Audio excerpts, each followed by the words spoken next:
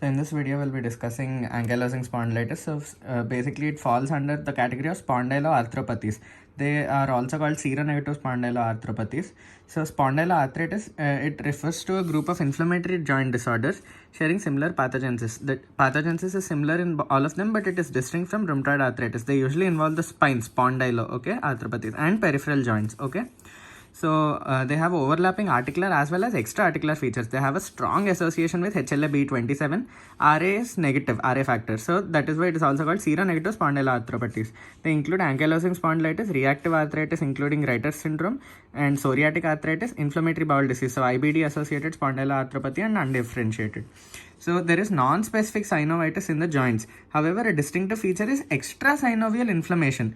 So this involves the tendon insertion site. So this enthesitis, okay.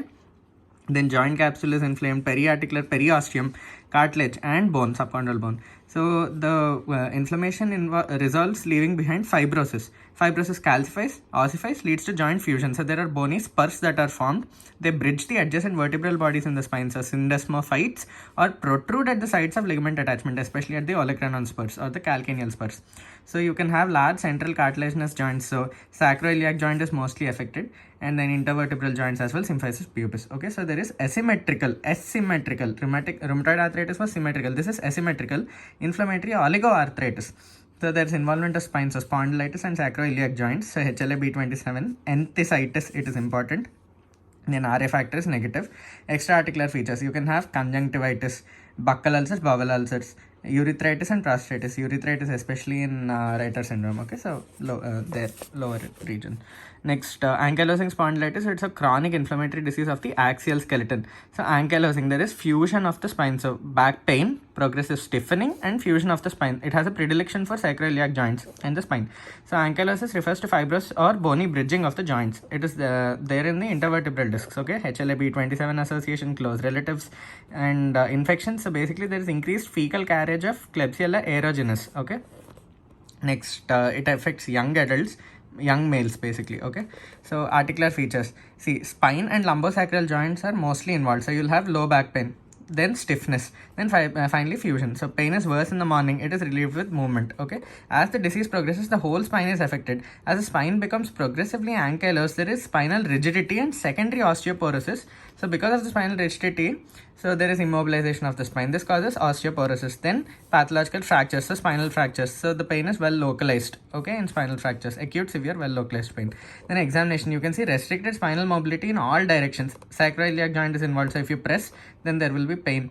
And there is diminished chest expansion. There is increased flexion of the neck, okay, increased kyphosis, decreased lumbar lordosis. So this causes a stooped posture, okay.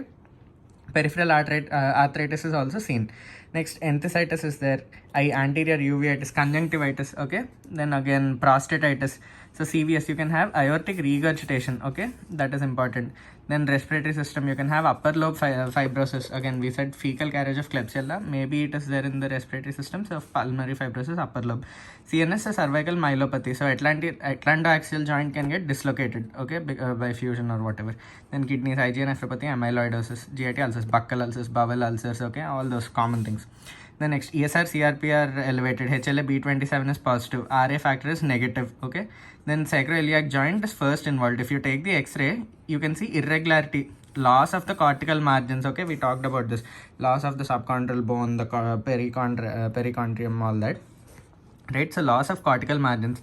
So widening of the joint space, there is sclerosis and fusion. Okay, that is important. Finally, fusion. So lateral thoracolumbar spine X-ray, lateral X-ray spine, you can see anterior squaring of the vertebrae because of erosion and sclerosis of the anterior corners, bridging syndesmophytes, ossification of the anterior longitudinal ligament, and the facet joint fusion. All these changes produce the typical bamboo spine. So BS, bamboo spine, is seen in AS, ankylosing spondylitis. Erosive changes may also be seen in the symphysis pubis, ischial tuberosities, etc. Okay, so basically non-pharmacological measures, educate the patient, okay, regular daily back extension exercises, warm up routine, okay, avoid prolonged immobilization. Then drug therapy for pain will be there, give NSAIDs. Then because it is similar to rheumatoid arthritis but Ra factor is negative, still you consider anti-rheumatic drugs. So give sulfasalazine, methotrexate. Okay, they control the peripheral arthritis but have little effect on the spine. Next, anti-TNF agents. So give infliximab, adalimumab. They improve the signs and symptoms.